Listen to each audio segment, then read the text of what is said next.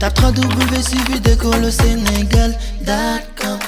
À École au Sénégal, c'est facile, tu n'as qu'à te connecter. Tape École au Sénégal, les leçons sont beaucoup plus détaillées. Bien, donc là, toujours dans l'étude des différents facteurs de l'émergence du Brésil, nous allons voir le deuxième facteur de l'émergence du Brésil et qui vraiment a fait du Brésil ce qu'il est aujourd'hui.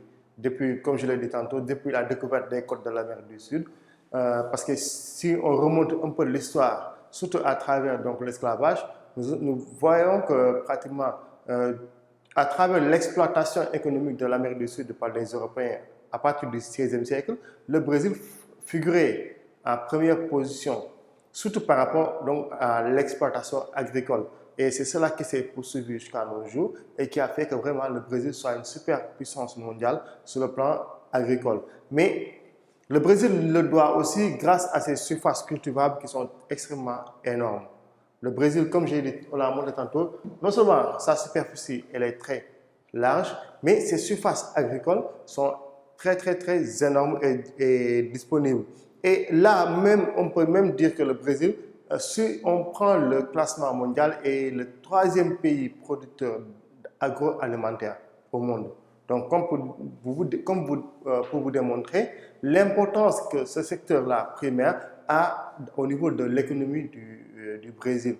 Et là, non seulement c'est le troisième exportateur mondial de producteurs agricoles, et même le port de Santos. Le port de Santos, tout à l'heure, j'ai parlé donc des villes, à savoir Rio, à savoir Sao Paulo, à savoir Santos. Mais Santos, donc son port, est pratiquement l'un des plus grands ports exportateurs de grains de toute l'Amérique. Quand on parle de grains, on parle des céréales. Donc, la majeure partie des céréales qui quittent l'Amérique provient même du Brésil, mais surtout du port de Santos. C'est ce qui place ce port-là même parmi donc, les premiers au monde. Mais si on prend maintenant les performances sur le plan agricole par rapport aux autres pays du monde, on pourra dire que pratiquement, si on se fie au tableau de la répartition des produits qui sont les mieux cultivés au Brésil et les produits qui sont beaucoup plus voués à l'exportation. Par exemple, on verra que pratiquement au niveau du café, du cacao, de la canne à sucre et même de l'orange, le Brésil est le premier producteur mondial de ces produits agroalimentaires. Donc, ensuite, si on prend les autres produits comme le maïs par exemple, le maïs où le Brésil figure à la 3e place mondiale. Donc là, l'orge aussi, le Brésil est à la 2e place mondiale avec aussi des records de production. Parce que ces records de production-là sont évalués ici en milliers de tonnes. Là, voyez-vous vous-même, avec 4,5 millions de tonnes donc là, de cacao par an. C'est ce qui a permis au Brésil donc, d'être le premier producteur, le premier exportateur au monde de cacao, de café et de canne à sucre. Mais ça aussi, comme je l'ai dit, c'est depuis pratiquement le XVIe siècle. Ce sont même les Européens qui ont introduit cette culture-là. Ces cultures, autant pour moi, quand ils ont découvert l'Amérique latine. Donc ce sont eux qui ont amené ces cultures-là et qui ont pu le développer jusqu'à nos jours, jusqu'à ce que le Brésil soit le premier producteur mondial de ces produits-là. Si on part au niveau aussi de l'agriculture, de l'élevage, on verra que aussi le Brésil a eu à faire beaucoup de performances. Non seulement au niveau des bovins. Les bovins, le Brésil est le premier producteur mondial de bovins avec 192 millions de têtes de bœufs au niveau de son territoire. Pour les moutons et autres, le Brésil se classe à la 16e place mondiale et les porcins à la 3e place. Bien, donc là, nous venons de voir l'ensemble des résultats, l'ensemble des performances que le Brésil a réalisées au niveau donc, de l'agriculture. Et c'est ça même qui a placé, donc, comme je l'ai dit tout à l'heure en début de cours, c'est ça qui a placé le Brésil donc, parmi les premiers pays au monde sur le plan économique, mais surtout sur le plan agricole. Et c'est ça même qui a permis donc, pratiquement au Brésil, on va le voir tout de suite, de développer un complexe agroalimentaire qui est très performant.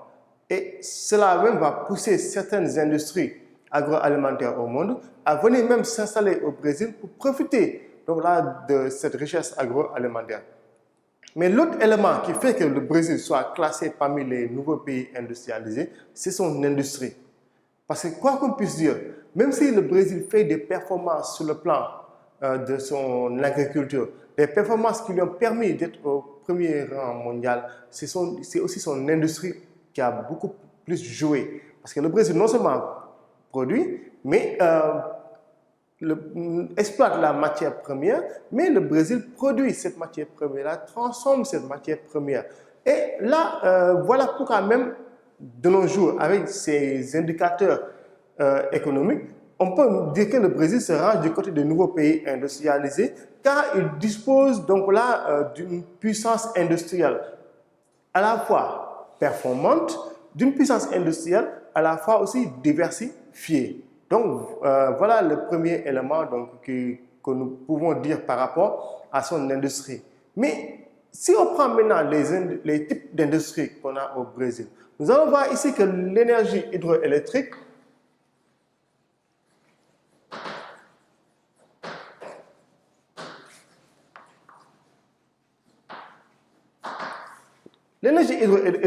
donc là, qui étant très abondante au Brésil, parce que tout à l'heure, on a parlé de son milieu physique. L'Amazonie, qui se trouve être l'un des fleuves les plus puissants au monde, les plus longs au monde, avec beaucoup d'affluents aussi, c'est ce qui permet au Brésil de produire en abondance de l'énergie hydroélectrique et qui permet aussi aux entreprises de pouvoir bénéficier de cette énergie-là. Et à part l'énergie hydroélectrique, nous avons d'autres types d'industries qu'on a au Brésil. À savoir, par exemple, si on a les industries agroalimentaires,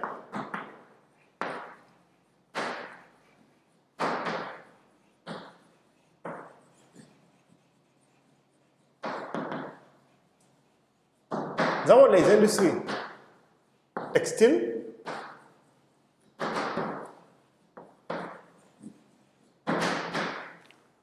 qui représentent pratiquement 25% de la production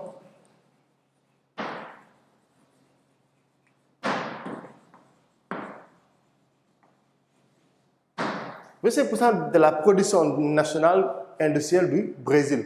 Parce que tout simplement, tout à l'heure, on a parlé donc là du classement du Brésil, de sa production, de la quantité de matières premières agricoles qui a été produite. Et c'est ça qui fait que sur toute la production nationale et industrielle,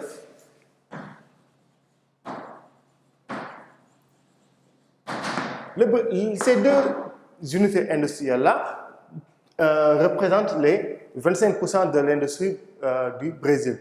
À côté de cela, on constate que les industries lourdes qui travaillent dans le fer, dans la sidérurgie, la métallurgie, ces industries lourdes-là sont la plupart contrôlées par l'État. Il faut savoir que aussi, ce sont des pays capitalistes, mais qui un peu nuancent leur système économique par rapport au système économique socialiste, où il y a la présence de l'État, surtout par rapport aux industries lourdes. Et que ces industries lourdes-là, donc là, figurent parmi les plus modernes au monde. Donc ça aussi, c'est un autre élément à prendre en compte par rapport à l'étude de l'industrie du Brésil. Par exemple, si on se met à faire le classement mondial, surtout au niveau de l'industrie lourde, sur le plan de l'acier, par exemple, le Brésil est le 9e producteur mondial. Le caoutchouc, le Brésil est le 8e producteur mondial. Donc, pour l'acier, le Brésil est 9e mondial.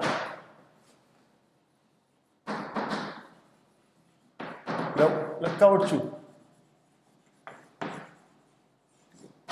le Brésil est le 8e producteur mondial. L'aluminium,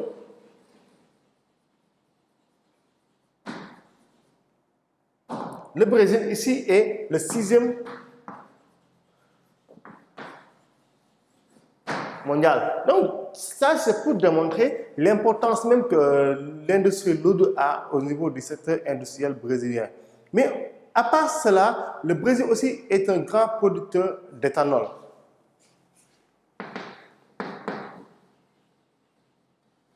Éthanol, donc là, c'est de l'alcool qui est fabriqué à partir de la canne à sucre et qui est pour la plupart utilisé au niveau de l'automobile avec les moteurs flex, donc qui font que c'est pourquoi on peut même dire que ici la production automobile est un peu en rapport avec la production agricole. Parce que si on prend le Brésil, qui est parmi les premiers producteurs mondiaux de canne à sucre, et que l'éthanol, qui est un dérivé de la canne à sucre, autant pour moi, et que cet alcool-là est utilisé dans la production automobile. Voilà pourquoi il y a toujours ces liens entre l'industrie et l'agriculture.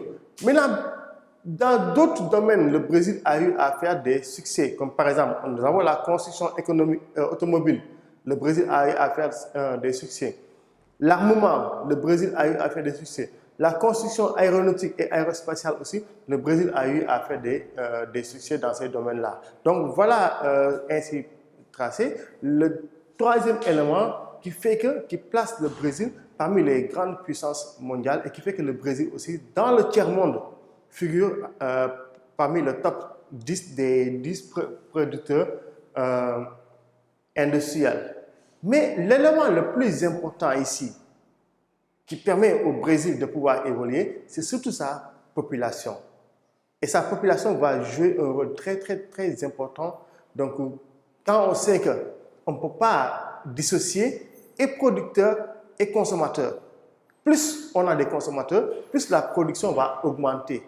Plus on a des consommateurs, mais surtout des consommateurs qui, comme si on part au Japon par exemple, où le japonais est un consommateur très très très patriotique, qui préfère consommer local que de consommer étranger. Mais ici au Brésil, on verra que sa population est aussi un des facteurs de son émergence économique. Et c'est ça qui nous permet d'aller dans une quatrième partie, à savoir, donc là, une grande puissance régionale.